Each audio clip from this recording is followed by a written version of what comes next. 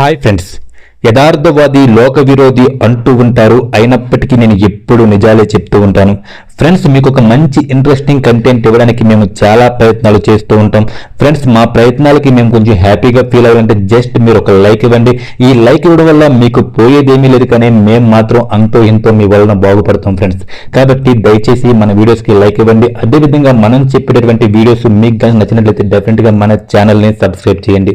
Friends, ఇక topic లోకి వెళ్ళిపోతే చాలా మంది అనుకుంటూ ఉంటారు మెగా ఫ్యామిలీ అంటే వాళ్ళ దగ్గర చాలా డబ్బున్న ఫ్యామిలీ, మెగా ఫ్యామిలీ అంటే మంచి పేరున్న ఫ్యామిలీ, వాళ్ళకి ఎటువంటి కష్టాలు రావు, వాళ్ళు ఏం చెప్తే అదే జరుగుతుంది, అవమానం అంటే వాళ్ళకి ఏమీ కూడా తెలియదని చెప్పేసి అనుకుంటూ ఉంటారు. కానీ నిజానికి అది వాస్తవం కాదు. మెగా ఫ్యామిలీ పడ్డటువంటి అవమానాలు సినిమా ఇండస్ట్రీలో మరొక ఏ ఫ్యామిలీ కూడా పడలేదని చెప్పి చెప్పుకోవచ్చు. అలా మెగా ఫ్యామిలీకి జరిగినటువంటి 10 అవమానాల్లో 2 అవమానాలు మనకి బాగా తెలిసినవే. అవి ఏంటంటే, చిరంజీవి గారు ప్రజారాజ్యం పార్టీ పెట్టారు. ప్రజారాజ్యం పార్టీ పెట్టి ఆయన సీఎంగా గెలవలేకపోయారు. సీఎంగా గెలవలేకపోవడం అనేది పెద్ద ఓటమి కాదు, ఎందుకంటే సీఎం అనేది చాలా పెద్ద పదవి. ఒకవేళ సీఎం అవ్వకపోయినా అంతగా బాధపడవలసిన విషయం లేదు, ఎందుకంటే ఫస్ట్ టైం కాబట్టి. కానీ బాధ అనిపించే విషయం ఏంటంటే, ఆయన పోటీ చేసినటువంటి తిరుపతి నియోజకవర్గంలోనే ఆయన ఓడిపోవడం అనేది అప్పట్లో అభిమానులు జీర్ణించుకోలేకపోయారు. నిజానికి చిరంజీవి గారు ఉన్నటువంటి క్రేజ్ కి, చిరంజీవి గారు ఉన్నటువంటి ఫాలోయింగ్ కి ఆయనే ఒక సీఎం క్యాండిడేట్ కాబట్టి ఆయనే డైరెక్ట్ గా తిరుపతిలో ఓడిపోవడం అనేది నిజంగా అప్పట్లో మెగా అభిమానులు అదొక అవమానంగా భావించారు. సరే, అదేదో అయిపోయింది, అన్నయ్యను చూసిన సరే తమ్ముడు పవన్ కళ్యాణ్ జాగ్రత్త పడతాడు అనుకుంటే, ఆ తర్వాత పవన్ కళ్యాణ్ గారు జనసేన పార్టీ పెట్టడం జరిగింది. జనసేన పార్టీ పెట్టి 2 నియోజకవర్గాల్లో పోటీ చేశారు. పోటీ చేసిన 2 నియోజకవర్గాలు గాజువాక, భీమవరం రెండింటిలోనూ పవన్ కళ్యాణ్ ఓడిపోవడం జరిగింది. ఇలా 2 చోట్ల ఓడిపోయి పవన్ కళ్యాణ్ ఏంటంటే మెగా ఫ్యామిలీకి మరింత అవమానాన్ని మూటగట్టారని చెప్పి చెప్పుకోవచ్చు. తర్వాత ఏంటంటే అన్ని చోట్ల పవన్ కళ్యాణ్ గారు గెలిచి ఆ యొక్క అవమానాన్ని మళ్ళీ ఆయన్నే తిరగరాశారని చెప్పి చెప్పుకోవచ్చు. ఏది ఏమైనప్పటికీ కూడా మెగా ఫ్యామిలీకి జరిగినటువంటి 2వ అవమానం ఏంటంటే పవన్ కళ్యాణ్ గారు 2 చోట్ల ఓడిపోవడం అని చెప్పేసి చెప్పుకోవచ్చు. ఆ తర్వాత వచ్చేసి 3వ అవమానం ఏంటంటే, మెగా ఫ్యామిలీ మొత్తం కూడా మా ఎలక్షన్లు జరుగుతున్నటువంటి సమయంలోనే ప్రకాష్ రాజ్కి సపోర్ట్ చేయడం జరిగింది. అయితే మంచు విష్ణుకి పెద్ద పెద్ద ఫ్యామిలీస్ ఏమీ కూడా సపోర్ట్ గలవు. అప్పుడు అందరూ అనుకున్నారు మెగా ఫ్యామిలీ ప్రకాష్ రాజ్కి సపోర్ట్ చేస్తుంది కాబట్టి ఆయనే మా ప్రెసిడెంట్ అవుతాడని చెప్పేసి అనుకున్నారు. కానీ అనూహ్యంగా మెగా ఫ్యామిలీ సపోర్ట్ చేసేటువంటి ప్రకాష్ రాజ్ ఓడిపోయి మంచు విష్ణు మా అసోసియేషన్ ప్రెసిడెంట్ అవ్వడం జరిగింది. నిజానికి ఇది మెగా ఫ్యామిలీ డైరెక్ట్ గా ఇన్వాల్వ్ కాకపోయినా సరే ఇండైరెక్ట్ గా మెగా ఫ్యామిలీకి ఇది ఒక 3వ అవమానంగా చెప్పుకోవచ్చు. ఆ తర్వాత అల్లు అర్జున్ పవన్ కళ్యాణ్ కి వ్యతిరేకంగా వైసీపీ పార్టీకి మద్దతు ఇచ్చాడు. ఎప్పుడైతే ఈ విధంగా వైసీపీ పార్టీకి అల్లు అర్జున్ మద్దతు ఇచ్చాడో, అల్లు అర్జున్ నడిచినటువంటి పుష్ప 2 సినిమాని మెగా అభిమానులు చాలా దారుణంగా ట్రోల్ చేస్తూ ఉండేవాళ్ళు. అదే విధంగా ఏంటంటే మెగా ఫ్యామిలీకి సంబంధించి ఏ హీరో కూడా పుష్ప 2కి సపోర్ట్ చేయలేదు. అయినప్పటికీ కూడా పుష్ప 2 సినిమా అనేది ఒక ఇండస్ట్రీ హిట్ గా నిలిచింది. 2000 కోట్లు వసూలు చేసి టాప్ సినిమాల్లో ఒక సినిమాగా పుష్ప 2 నిలిస్తే మెగా ఫ్యామిలీ మొత్తం కూడా సపోర్ట్ చేసినటువంటి గేమ్ చేంజర్ సినిమా మాత్రం అట్టర్ ఫ్లాప్. ఏంటంటే మెగా ఫ్యామిలీకి ఏంటంటే ఇది ఒక అవమానంగా మారింది. నిజానికి గేమ్ చేంజర్ సినిమాకి ఏంటంటే పవన్ కళ్యాణ్ గారు ప్రీ రిలీజ్ ఈవెంట్ కి గెస్ట్ గా కూడా వచ్చారు. అయినప్పటికీ కూడా ఆ సినిమాని ఈ మెగా ఫ్యామిలీ మొత్తం కూడా కాపాడలేకపోతుందని చెప్పేసి అప్పట్లో అల్లు అర్జున్ మీడియా చెప్పుకుంటూ ఉండేది. ఇక మెగా ఫ్యామిలీకి జరిగినటువంటి 5వ అవమానం ఏంటంటే, చిరంజీవి గారితో సినిమా అంటే ఎవరైనా పండగ చేసుకుంటారు, చిరంజీవి గారు అవకాశం ఇవ్వడమే ఎక్కువ.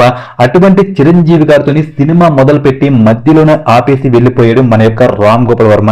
నిజం చెప్పాలంటే అప్పట్లో చిరంజీవి గారి అంటే ఏంటంటే అమితాబ్ బచ్చన్ పెద్ద హీరో అని చెప్పేసి రామ్ గోపాల్ వర్మ ఫీల్ అయ్యి సినిమా మొదలు పెట్టి సగం షూటింగ్ అయిన తర్వాత నేను ఈ సినిమా చేయను, నాకేంటంటే ఇండి నుండి ఒక బెస్ట్ ఆఫర్ వచ్చింది, అమితాబ్ బచ్చన్ గారితో ఆఫర్ వచ్చిందని చెప్పేసి డైరెక్ట్ గా వెళ్ళి చిరంజీవి గారిని మధ్యలో వదిలేసి వెళ్ళిపోవడం అనేది అప్పట్లో చిరంజీవి గారికి ఏంటంటే చాలా బాధ అనిపించిన విషయం. నిజానికి ఏంటంటే ఇలా సినిమా మధ్యలో వదిలేసి చిరంజీవి గారిని అవమానపరిచారని చెప్పి చెప్పుకోవచ్చు మన యొక్క రామ్ గోపాల్ వర్మ గారు.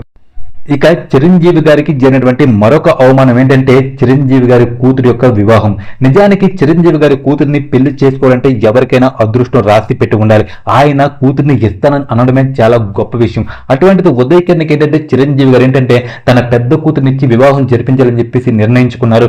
కానీ ఏదో ఒక కారణం వల్ల ఏంటంటే ఉదయ్ కిరణ్ గారు నాకు ఆ అమ్మాయి వద్దని చెప్పేసి నిశ్చితార్థం జరిగిన తర్వాత ఆ పెళ్లి అనేది ఆగిపోవడం జరిగింది. నిజానికి ఇది మెగా ఫ్యామిలీకి జరిగినటువంటి మరొక అవమానంగా చెప్పుకోవచ్చు. అప్పట్లో మెగా ఫ్యామిలీ వ్యక్తులు కూడా ఉదయకిరణ పైన కాస్త సీరియస్ గా ఉండేవాళ్ళు. నిజం చెప్పాలంటే ఫ్రెండ్స్, ఈ రోజు చూసుకుంటే సుస్మిత గారి యొక్క క్యారెక్టర్ అనేది చాలా మంచి క్యారెక్టర్ అని చెప్పి చెప్పుకోవచ్చు. ఎందుకంటే ఆ తర్వాత ఏంటంటే శ్రీజ అవ్వచ్చు, లేకపోతే నిహారిక అవ్వచ్చు, వాళ్ళ పెళ్లిళ్ళు ఏంటంటే కాస్త అటు ఇటు అయ్యాయి. కానీ సుస్మిత గారు మాత్రం ఏంటంటే చాలా పద్ధతిగా ఒక మంచి అమ్మాయికి ఏంటంటే ఇప్పటికీ కూడా ఉన్నారని చెప్పేసి చెప్పుకోవచ్చు. నిజానికి ఇది మెగా ఫ్యామిలీకి జరిగినటువంటి మరొక అవమానంగా భావించవచ్చు. ఆ తర్వాత చిరంజీవి గారికి జరిగినటువంటి మరొక అవమానం ఏంటంటే, గరికపాటి గారు చిరంజీవి గారు కలిసి ఒక వేదికకు వెళ్లారు. వెళ్ళిన తర్వాత ఏంటంటే అక్కడ చిరంజీవి గారి యొక్క అభిమానులు చాలా మంది చిరంజీవి గారితో ఫోటోలు తీసుకుంటూ ఉంటే, గరికపాటి గారు ఏంటంటే ఆ అభిమానుల్ని ఏమి అనుకుంటా డైరెక్ట్ గా చిరంజీవి గారిని మీ స్టార్ స్టేటస్ ఏదైనా ఉంటే బయట చూపించుకోండి, ఈ స్టేజ్ పైన కాదని చెప్పేసి చెప్పడం నిజానికి చాలా బాధాకరమైన విషయం. ఎందుకంటే ఒక పెద్ద ఆయన అక్కడ ఏం మాట్లాడినా తప్పు వస్తుందని చెప్పేసి ఆయన ఏమీ మాట్లాడకుండా సైలెంట్ గా ఉండిపోయారు. గరికపాటి గారు కూడా ఆ రోజు ఏంటంటే చిరంజీవిని అనుకుంటా ఎవరైతే చిరంజీవి వెంట పడుతున్నారో వాళ్ళకి చెప్పుంటే నిజానికి ఆయన గౌరవం కూడా చాలా బాగా పెరిగేది. నిజానికి డైరెక్ట్ గా చిరంజీవి గారిని అవమానపరిచేలా మాటలు చేయడం అనేది అప్పట్లోని మెగా ఫ్యామిలీ కూడా జీర్ణించుకోలేకపోయింది. దీనిపైన ఏంటంటే మెగా ఫ్యామిలీలో చాలా మంది ఏంటంటే గరికపాటి గారికి ఏంటంటే ఫోన్ చేసి వార్నింగ్లు ఇవ్వడం కూడా జరిగింది.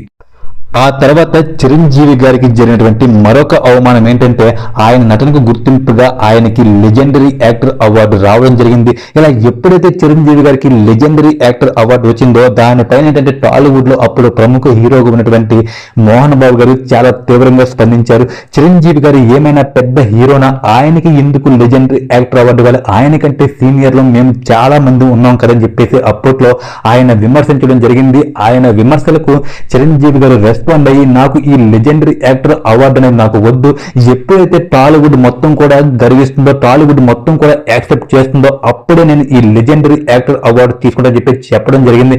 ఇలా చిరంజీవి గారికి ఏంటంటే మరొక అవమానం ఎదురైంది. ఇలా చిరంజీవి గారికి జరిగినటువంటి మరొక అవమానం ఏంటంటే, చిరంజీవి గారికి మొగల్తూరులో ఒక ఇల్లు ఉండేదని చెప్పేసి ఆ ఇంటిని ఏంటంటే గ్రంథాలయానికి ఏంటంటే ఇమ్మని చెప్పేసి చాలా మంది అభిమానులు అడిగినప్పటికీ కూడా ఆయన గ్రంథాలయానికి ఇవ్వకుండా ఆ ఇంటిని వేరొకరికి అమ్మేసుకున్నారని చెప్పేసి ఆయన పైన ఒక దుష్ప్రచారం జరిగింది. ఈ విషయం పైన చిరంజీవి గారు చాలా బాధపడ్డారు. ఎందుకంటే ఆ ఇల్లు అనేది చిరంజీవి గారిది కాదు, ఆ ఇంట్లో ఏంటంటే ఆయన అద్దెకు ఉండేవాడు, అది వాళ్ళ పెదనాన్న గారి ఇల్లు అని చెప్పేసి చిరంజీవి గారు చెప్పినప్పటికీ కూడా ఎవరు నమ్మలేదు. నెక్స్ట్ అదే విధంగా చూసుకుంటే ఆ ఇల్లు అనేది చిరంజీవి గారి యొక్క పూర్వ ఆస్తి అయినట్లయితే అది కూడా ఏంటంటే పవన్ కళ్యాణ్ గారికి అదే విధంగా నాగేంద్ర బాబు గారికి కూడా హక్కు ఉంటుంది. అటువంటిప్పుడు వేరొక ఆస్తి పైన నేను ఏ విధంగా అధికారం చెలాయించగలని చెప్పేసి ఆయన చెప్పినప్పటికీ కూడా దాన్ని పదే పదే ట్రోల్ చేయడం అనేది నిజంగా మెగా ఫ్యామిలీలో చిరంజీవి గారు చాలా అవమానంగా భావించారంట.